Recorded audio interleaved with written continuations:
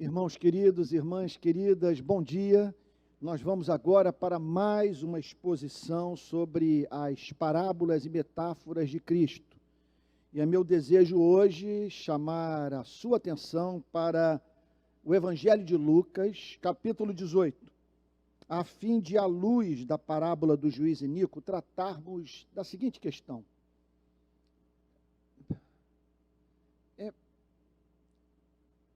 Como manter uma vida de oração em face ao silêncio dos céus? Tem gente que está há 10, 15, 20 anos aguardando resposta para a sua oração.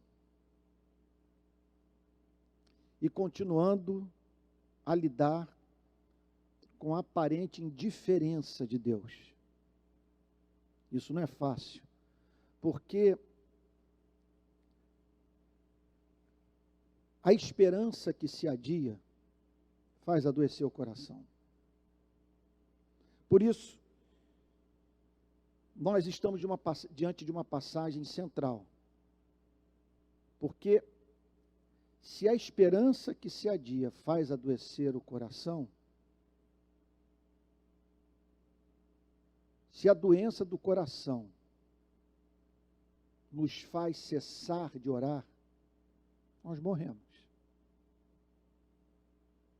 Então, como manter uma vida de oração em meio ao histórico de súplicas que não foram respondidas por Deus?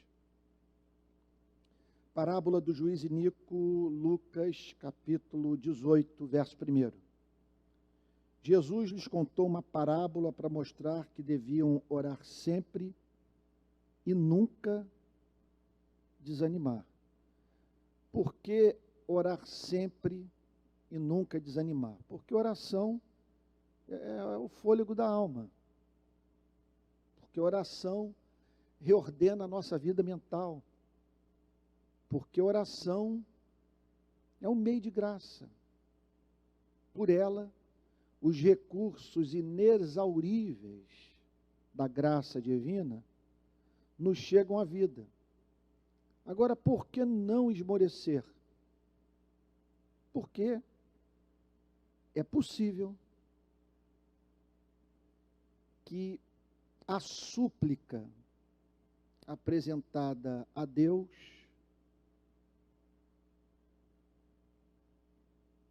não seja atendida de acordo com o nosso cronograma, com o que esperávamos, com o que precisávamos. Nem sempre Deus responde as nossas orações nos termos em que nós as apresentamos ao nosso Criador. Então nós precisamos aprender a orar sem jamais desanimar, porque existem obstáculos a uma vida regular de oração. E o principal obstáculo é esse, entre outros. Não vou dizer que é o único, mas se nós temos aí uma lista dos principais obstáculos, podemos até dizer estão em pé de igualdade, têm o mesmo peso, sem a mínima dúvida nós temos que incluir entre essas dificuldades da vida de oração, repito, o silêncio divino. Então, a fim de que os seus discípulos não desistissem de orar, que é uma questão de sobrevivência num mundo perverso como esse, o Senhor inventa uma história. Tudo aqui é deliberado, criado por Cristo, com a intenção de estimular a sua igreja a orar sem cessar. Em certa cidade havia um juiz que não temia a Deus. Então aqui está o Senhor Jesus nos falando sobre um fato já do mundo antigo. A possibilidade da causa de uma pessoa estar nas mãos de um juiz que não leva em consideração o caráter de Deus, o ser de Deus, o temor que é devido a Deus. Então pense nesse homem. Ele não tem outro temor na vida que não seja o de deixar de ocupar o espaço que ele ocupa na sociedade. Ele tem poder, ele é temido, ele goza de visibilidade, usufrui de certos privilégios. Tudo isso exercido sem a mínima preocupação dele tomar alguma decisão que o leve a ser julgado pelo justo juiz do universo que está acima dele. E o texto diz ainda que ele não respeitava ninguém. Ele não tinha preocupação com a dignidade humana, com os direitos humanos, com o ato de fazer justiça ao próximo. Ele não respeitava a ninguém. Ele julgava de acordo com seus caprichos, com seus interesses, com aquilo que lhe era oferecido em troca. Então, nós estamos aqui perante a imagem de alguém que tem poder e que não vale nada. Repito, tudo isso é deliberado. O que esse juiz representa? Qual é a antítese do papel que ele ocupa na sua e na minha vida? Verso 3. Havia também naquela mesma cidade uma viúva. Então, repito, tudo é deliberado, é inventado por Cristo, é criado com a intenção de comunicar algo. E aqui nós temos o símbolo do poder despótico e nós temos, ao mesmo tempo, o símbolo da destituição, vamos assim dizer. Quer dizer, de um lado, alguém que tem nas mãos o poder. Do outro lado, alguém que depende desse, que tem o poder de decidir sobre o destino de sua vida em suas mãos. Está claro? Estamos aqui diante de dois personagens da vida que representam um grupo de seres humanos. Aqueles que têm poder e aqueles que não têm poder nenhum. O juiz iníquo, que não teme a Deus, e uma viúva, que no Antigo e no Novo Testamento é, especialmente em razão da cultura, do ethos, da condição social da mulher, sabe? Nós temos aqui aquele tipo de pessoa que para o Antigo e para o Novo Testamento representa os mais carentes da solidariedade humana. Então vamos prosseguir. Em certa cidade havia um juiz que não temia a Deus nem respeitava ninguém. Havia também naquela mesma cidade uma viúva que sempre o procurava. Então nós estamos aqui diante de outro fato. Essa viúva procurava regularmente esse juiz. Com que objetivo? Com o objetivo de dizer: julgue a minha causa contra o meu adversário. Então, uma viúva que estava passando por um sofrimento qualquer e para cuja solução ela carecia de uma reparação. Além de viver sem o suprimento, sem a ajuda, sem a companhia do seu marido, ela sofria em razão de ser vítima de uma injustiça. Julgue a minha causa contra o meu adversário. Então, ela faz um apelo. Ela procura a corte da sua cidade e ali clama por justiça. Julgue a minha causa contra o meu adversário. Eu não temo ir à sua presença na companhia dele. O Senhor pode fazer uma cariação, pode nos botar face a face. Eu preciso que o Senhor convoque a mim e o meu adversário para estarmos na sua presença, porque eu não disponho de recursos para fazer justiça. Eu preciso de uma intervenção sua. Eu preciso de alguém mais forte do que o meu adversário, a fim de que ele me conceda ou me devolva aquilo que ele me deve. Portanto, nós estamos aqui diante da imagem do significado da oração. Nós somos essa viúva. E Deus, sem a mínima dúvida, é representado do ponto de vista da sua autoridade, seu poder, por esse juiz iníquo. Por algum tempo, ele não a quis atender. Então, sem a mínima dúvida, o Senhor Jesus está traçando um paralelo entre o comportamento daquele juiz e um fato referente à nossa vida de oração. Por algum tempo ele não a quis atender. E ela o procurava, ela pleiteava, ela apresentava as suas súplicas e o juiz simplesmente ignorava o seu clamor. Não levava em consideração o seu sofrimento, a sua condição social, a injustiça da qual ela estava sendo objeto. Por algum tempo, ele não a quis atender.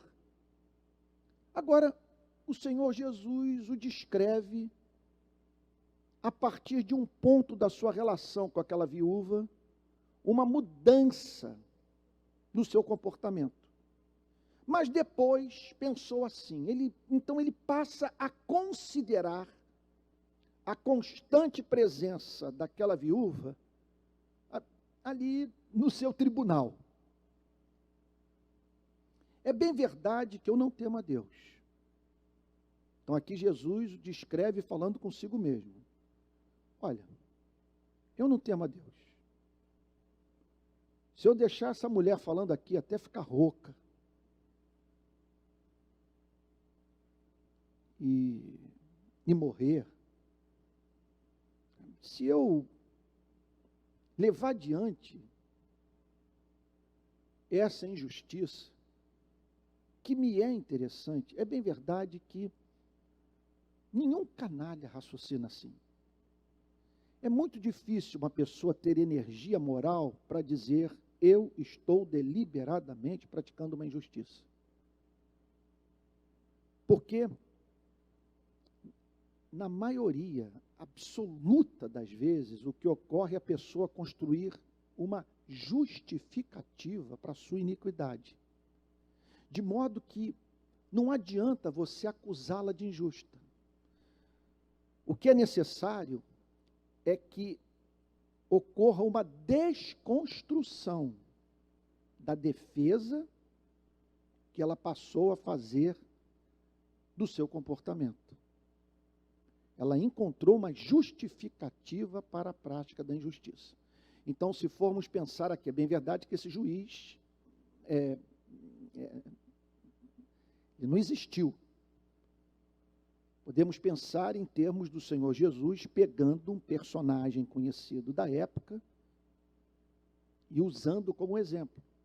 Então, talvez, ao proferir essa parábola, os seus ouvintes tivessem pensado em algum juiz daquele tempo, alguma província, de algum lugar.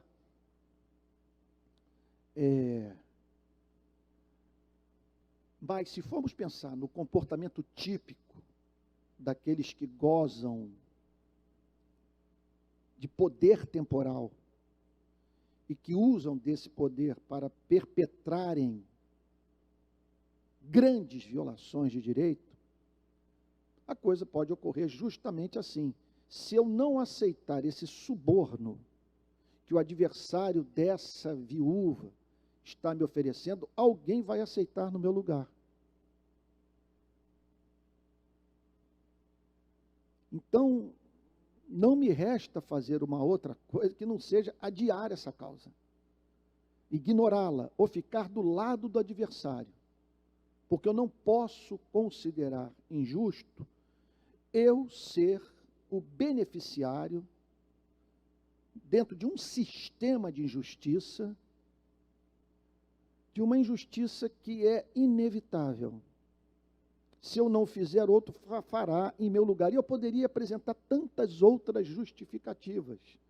Tem político, por exemplo, que rouba por julgar que com aquele dinheiro ele vai abrir um orfanato na cidade onde ele mora, ou vai erigir uma capela na sua fazenda.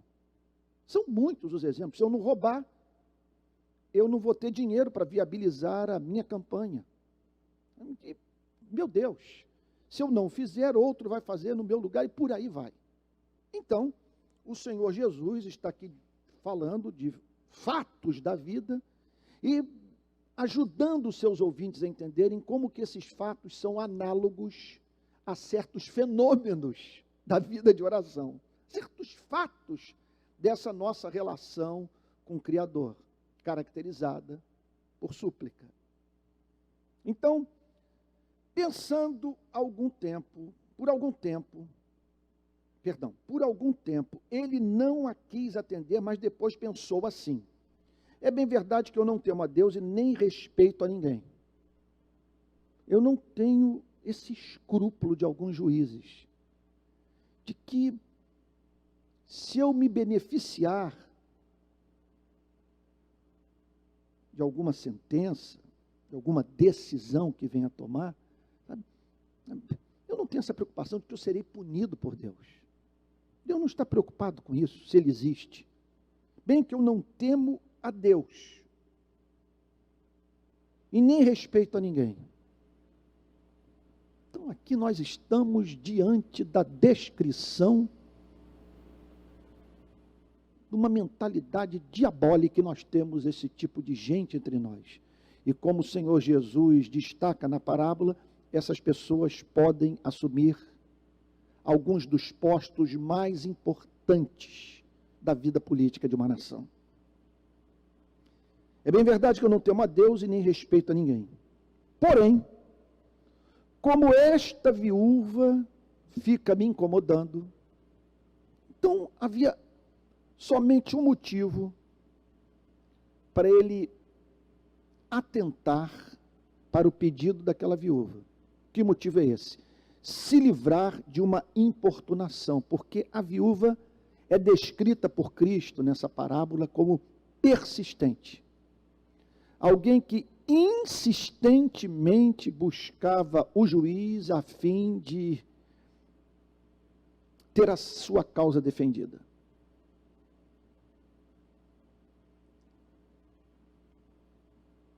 Porém, como esta viúva fica me incomodando, vou julgar a sua causa. Eu vou julgar a sua causa para que ela pare de me aborrecer, para que eu fique livre desse tormento. Para não acontecer que, por fim, venha a molestar-me. Então, nós estamos aqui diante de um homem perverso.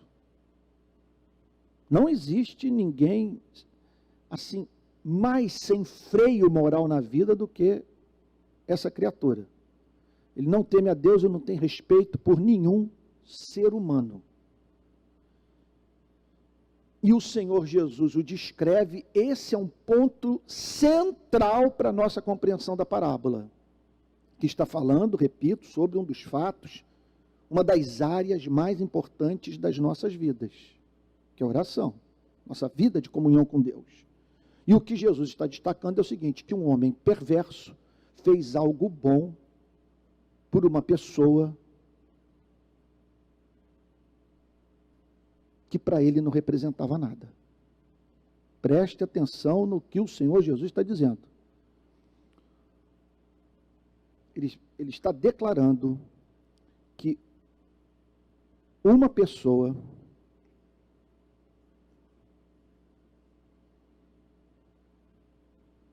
desprovida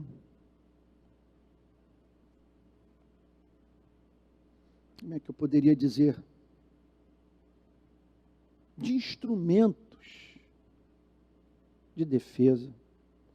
Uma pessoa, portanto, carente de quem defendesse a sua causa, de quem apelasse pela sua vida perante alguém que tinha o destino de suas vidas nas mãos. O que o Senhor Jesus está dizendo é que essa viúva, em razão da sua persistência em falar com o juiz, preste atenção, em buscar a sua presença, a fim de apresentar a sua causa, foi atendida por um canalha contumaz. Por esse tipo de ser humano que o Senhor Jesus chamava de filho do diabo.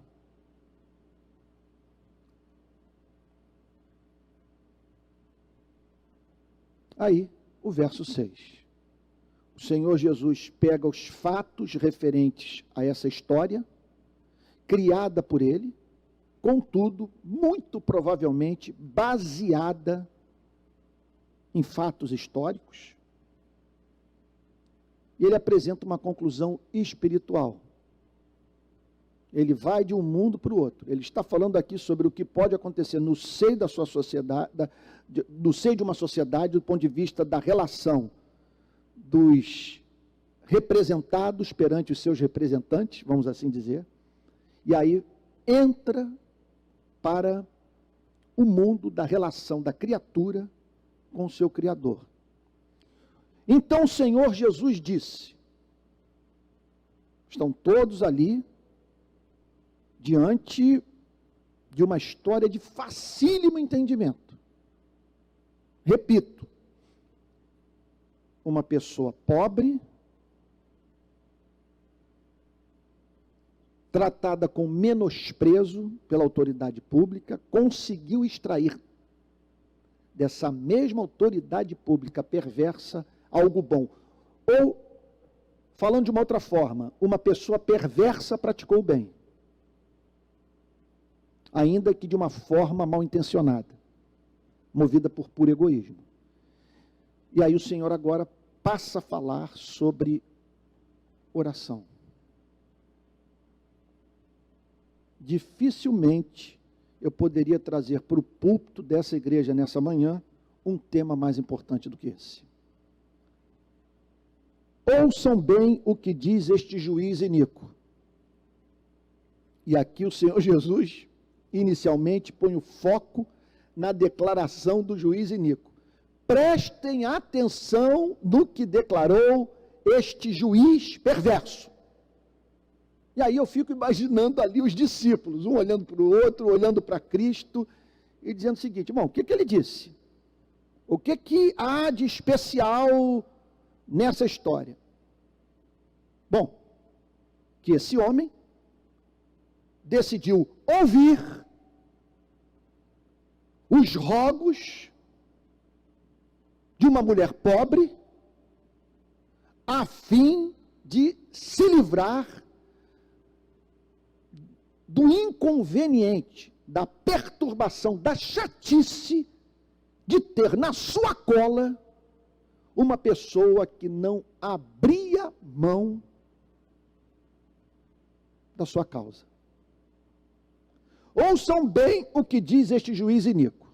E aí então, agora, o Senhor passa a declarar com clareza um fato dessa história. O que nela há de didático, do porquê do Senhor Jesus ter escolhido um homem poderoso, que não temia a Deus e que não se importava com ninguém. Deixa eu me conter aqui. Eu gostaria, nesse momento, que a igreja estivesse completamente lotada para eu poder dizer o que eu sinto, o que eu penso.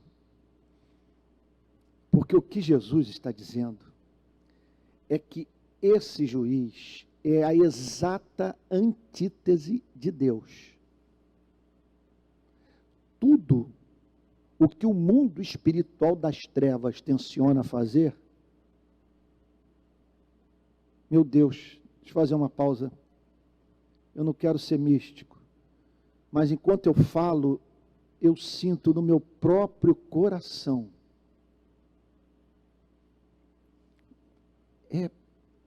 amarras sendo desfeitas, cordas sendo despedaçadas.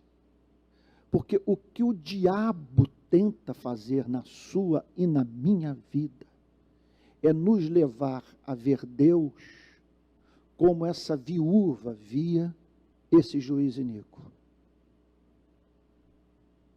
Você está entendendo o ponto? Olha, eu chegaria ao ponto de dizer o seguinte, que antes do diabo querer te levar para o uso de drogas, ou para prostituição, sei lá, ter 3 amantes na sua vida, não tenha a mínima dúvida que não há nada que ele mais tencione fazer na sua vida do que levá-lo a confundir Deus com Satanás. Porque se ele conseguir isso, não tem compromisso moral que será capaz de resistir à tentação. Porque qual é o sentido de você dizer não para o adultério, para alguma coisa que lhe dá prazer, a fim de obedecer um ser que você não gosta? Veja, a preocupação número 1 da força das trevas não é levá-lo para a prática de um pecado específico qualquer. A grande vitória que o mundo das trevas quer obter na sua vida é justamente aquele triunfo do mal que o leva a ter raiva de Deus. E o que o Senhor Jesus está dizendo é que esse juiz é o exato oposto do ser de Deus. Em primeiro lugar, Deus não tem Deus a temer. Vamos pensar, de um lado, um homem que não teme a Deus. Do outro lado, o próprio Deus. Esse homem não teme o que deveria ser temido. Deus não tem a quem temer.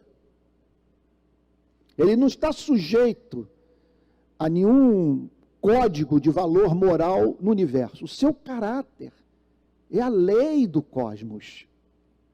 Então, em que consiste essa antítese? Em que Deus, o Deus Santo, difere desse homem que não teme ao próprio Deus? Embora Deus não tenha a quem temer, a Bíblia o apresenta como santo, santo, santo. O que significa, portanto, que aquilo, olha que coisa linda que eu vou te dizer agora, aquilo que na nossa vida é chamado de temor a Deus, o que nós fazemos porque temos um amor respeitoso para Deus, sabe, para Deus é a sua consistência interna. Para Deus significa ele dizer, de maneira nenhuma eu posso negar-me a mim mesmo. E aquilo que eu faço no tempo e no espaço é por amor ao meu nome. Por amor ao meu nome. Então, aqui começa a grande diferença. De um lado, um ser que não teme a Deus. De outro lado, um Deus que é fiel a si mesmo.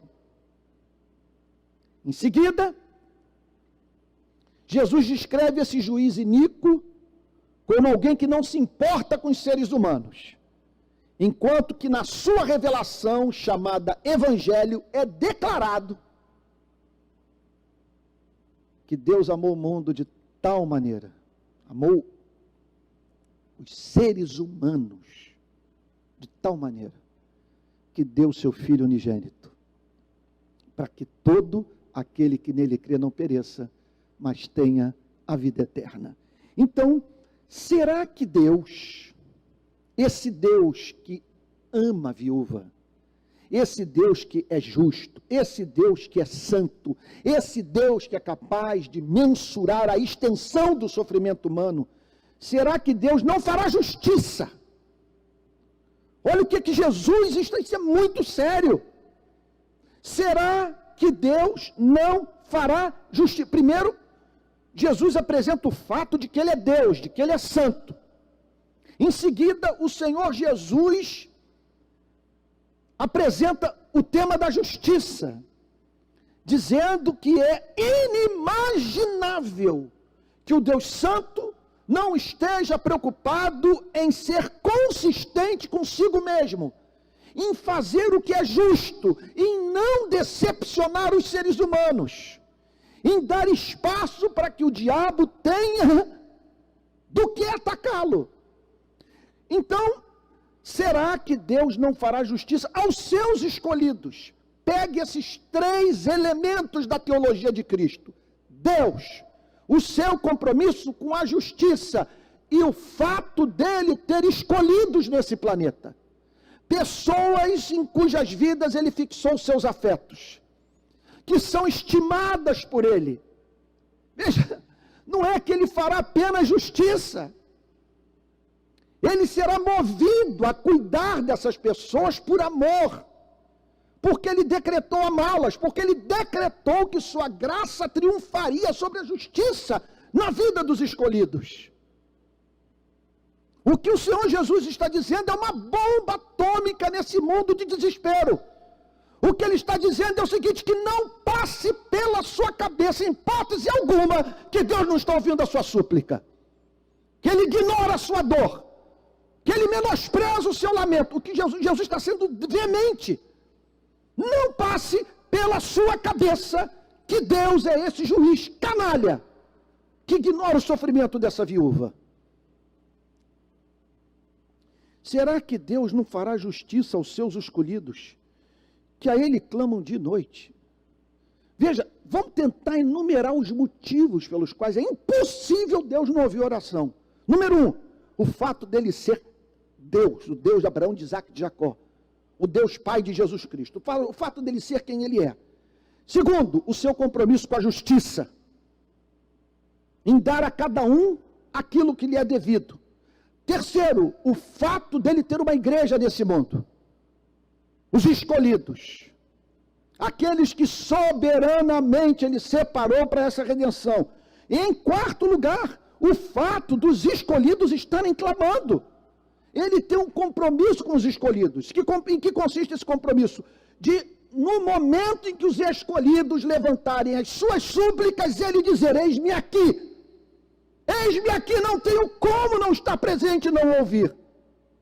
O que Jesus está dizendo é o seguinte: que a ideia de que o silêncio de Deus aponta para a indiferença divina é inadmissível, é inaceitável.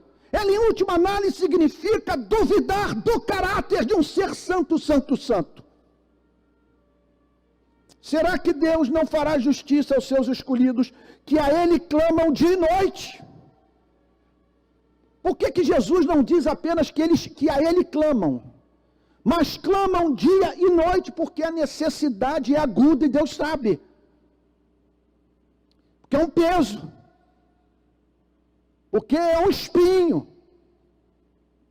Que aquele que clama, pede que seja retirado da sua vida.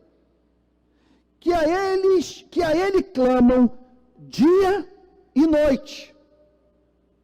O que ele está dizendo é o seguinte: o primeiro pensamento a acordar é a esperança da intervenção divina.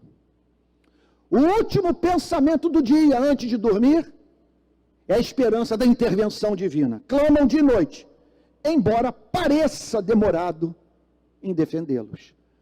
Pareça demorado em defendê-los.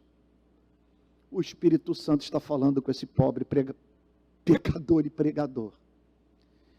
Embora pareça demorado em defendê-los. Vamos lá. Embora, que é um fato da nossa relação com aquele que mais nos ama, lidarmos com seu silêncio. Embora pareça, ele pareça demorado. Veja, não é que o relógio dele atrasou. Jesus está falando da oração do ponto de vista fenomenológico. O que significa? Do ponto de vista do fenômeno, daquilo que os meus olhos percebem, Deus está atrasado. Mas a minha leitura não corresponde à realidade dos fatos, porque Deus não tem que se sujeitar ao meu cronograma. Porque eu não sou infinito em sabedoria. Nem sempre a bênção que eu tenho para receber, caso eu receba de acordo com o tempo que eu estabeleci para que Deus ouça minha súplica, me permitirá estar em condições de administrar o que Deus tem reservado para a minha vida, como resposta sua à minha oração. Embora pareça demorado em defendê-los. Veja, quando eu penso nesse Deus demorado em defender,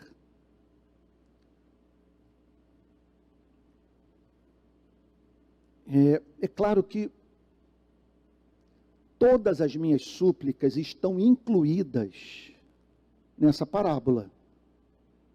Minha saúde, a saúde das pessoas que eu amo, minhas necessidades financeiras, minhas dificuldades intelectuais, minhas expectativas espirituais, estão todo esse mundo que envolve as necessidades de seres frágeis perante um ser todo-poderoso, está tudo incluído aí. Mas essa parábola, ao apresentar uma viúva que tem adversários na vida e que espera que um juiz saia em sua defesa, julgue sua causa e seja justo para com ela, nos remete para aquela espécie de sofrimento que tem a ver com o que os seres humanos fazem contra as nossas vidas. É aquilo que nos prejudica, que atenta contra a nossa reputação, o nosso bom nome. Aquilo que é essencialmente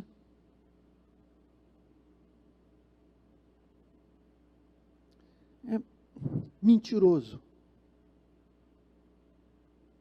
Então, o Senhor Jesus está falando de um sofrimento causado por homens e de uma pessoa que espera que Deus coloque seu peito na frente, saia em sua defesa, corrija a injustiça que está sendo praticada contra a sua vida. Ou seja, que o juiz declare o culpado culpado e o inocente inocente. O que significa, portanto, que durante um tempo nas nossas vidas, nós podemos ter a impressão que os nossos adversários estão triunfando sobre nós.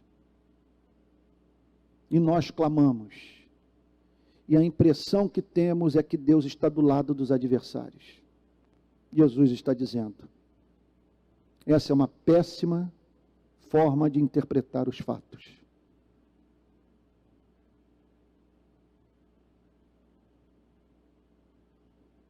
Por que que Deus não julga imediatamente? Olha, uma possível explicação é que os nossos adversários estão acumulando ira para o dia da ira. Que eles estão progressivamente fazendo o seu cálice aumentar em volume.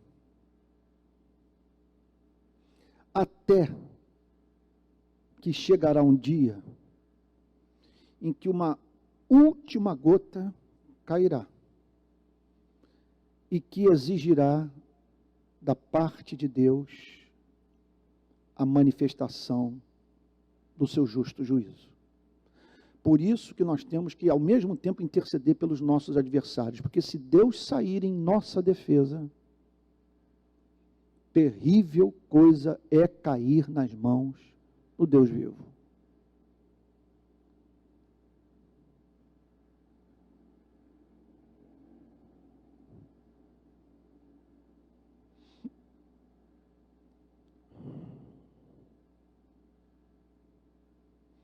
Bom, esse é um momento que eu estou vivendo na minha vida e presumo que muitos dos que estão me ouvindo também.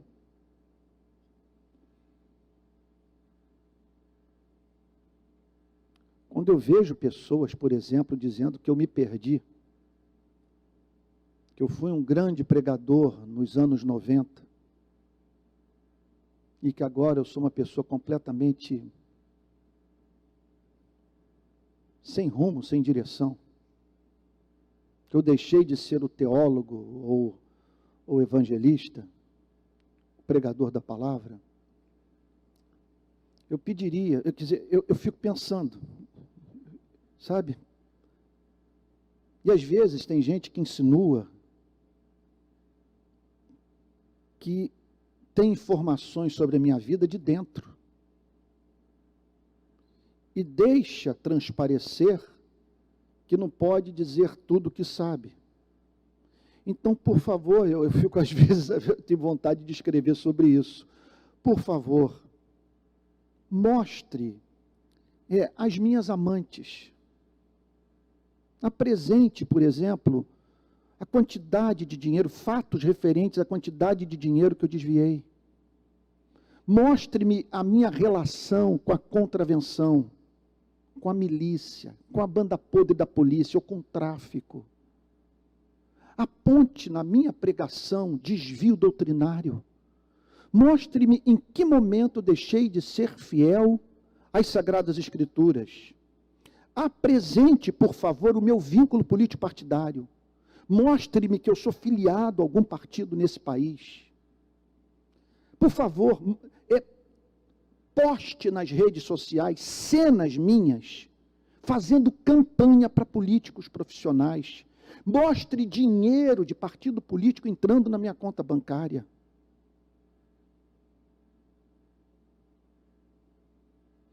Aí talvez você esteja perguntando, isso é vitimismo? De maneira nenhuma. Olha, eu não perco noite de sono. Não estou falando sobre esses fatos para que ninguém sinta pena de mim. Eu só os menciono para saber que alguns dos problemas que você está enfrentando, eu estou enfrentando no meu ministério. E se você quer saber o que me preocupa não é tanto o que é falado. Porque eu sei que um dia nós vamos estar diante do justo juiz do universo. E essas pessoas serão arguidas. E terão que responder pelo que fizeram. O que me preocupa é a quantidade de gente nesse país que deixa de auferir benefício da minha pregação pelo fato de calúnias terem sido espalhadas ao meu respeito. E é claro que eu sou levado a dizer: Senhor, julga a minha causa. Porque tu sabes o porquê de eu ter pregado nos últimos anos o que eu preguei.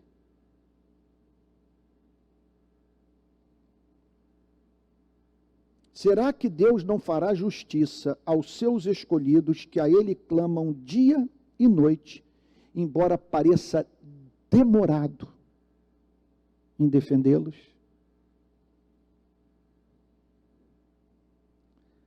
Conclusão. Olha que declaração linda. Digo a vocês, eu digo a vocês, está dizendo para quem? Ele não está se dirigindo aqui para aquele cuja única preocupação na vida é a Bolsa de Valores, seus investimentos, o valor do real em relação ao dólar ou ao euro. Ele não está se dirigindo aqui a quem vive focado em sexo, dinheiro e poder. Ele está se dirigindo aqui a pessoas que amam a Deus, que têm dificuldade, contudo, de entender os procedimentos de Deus.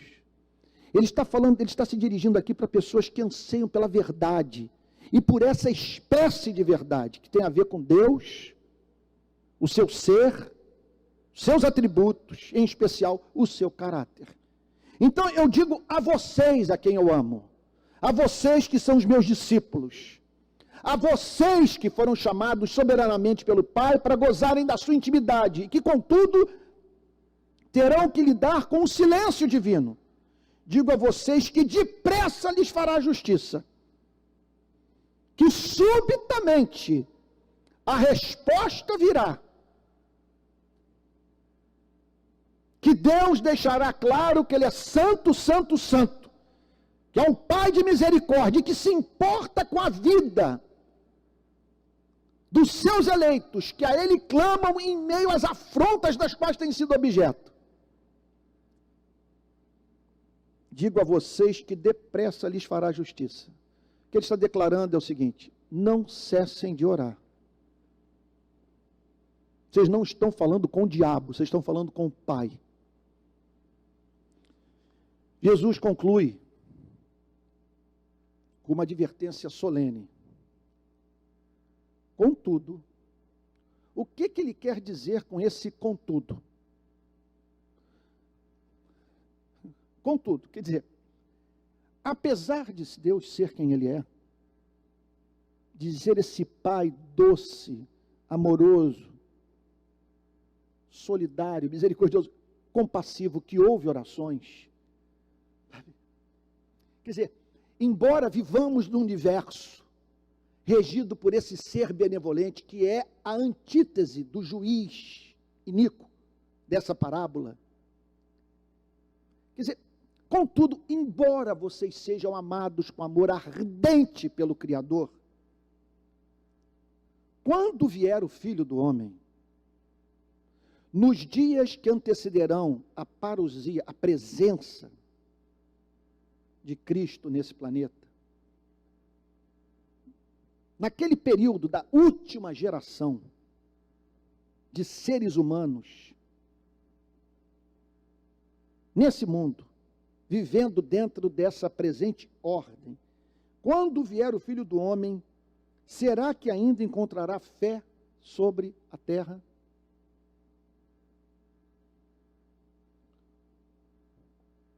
O que ele está dizendo, portanto, é que nós sempre viveremos cercados por muita incredulidade.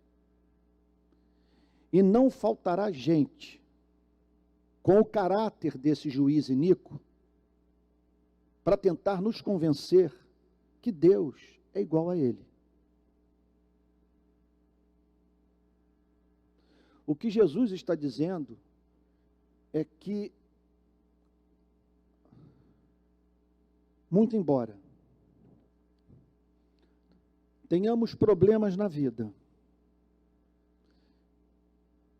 que para serem resolvidos carecem da intervenção divina, e louvado seja o nome do Senhor,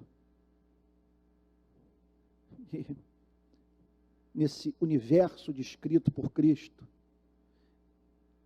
esses despossuídos que apresentam a Deus a sua súplica são amados, foram separados para essa redenção e clamam dia e noite na presença de um Deus mais interessado em abençoá-los do que eles em receberem a bênção. Agora, para que possamos tirar proveito dessa teologia, isso é mais do que teologia, para que possamos tirar benefício, meu Deus, isso é lindo, desse mundo real, nós precisamos do elemento de fé. O que ele está dizendo é o seguinte: se você tiver fé,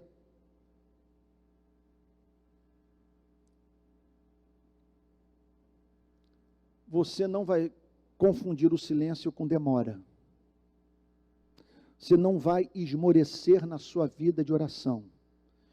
E você verá manifestações extraordinárias da fidelidade divina à sua vida. Agora, se você não tiver fé,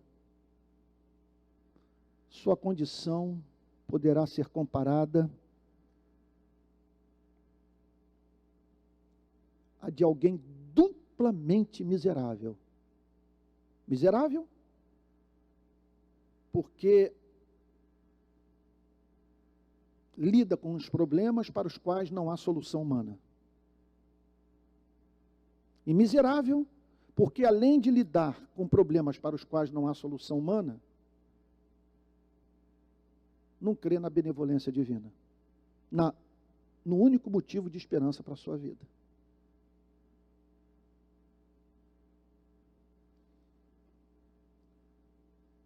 Eu não sei o que você está sentindo agora, mas o meu desejo nesse momento é de dizer para ele que eu amo, que eu não duvido do seu caráter, e que a partir de hoje eu vou orar mais do que jamais orei na minha vida. Porque se tudo isso é verdade, eu quero estar de noite na sua presença, apresentando a ele a minha súplica, e não apenas a minha súplica, o meu louvor e a minha adoração. Vamos orar? Pai Santo, teologia nos foi apresentada, e agora nós precisamos de provar do seu poder transformador.